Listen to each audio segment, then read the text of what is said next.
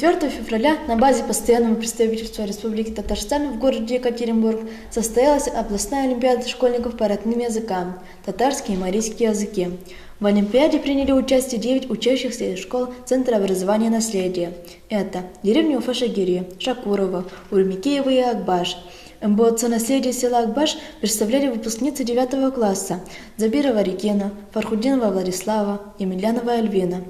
Победителем Олимпиады по татарскому языку и литературе стала Аникина Диана, ученица 8 класса МБОЦ наследия Урмикеева. Олимпиадные задания позволили участникам продемонстрировать свои знания по грамматике и лексике родного языка, эрудицию, знание текстов, знание татарской литературы, созданных на татарском и русском языке. По мере возможности наши девочки справились с заданиями. Участникам Олимпиады были вручены сертификаты. Культурная программа Олимпиады включала экскурсии по музею природы.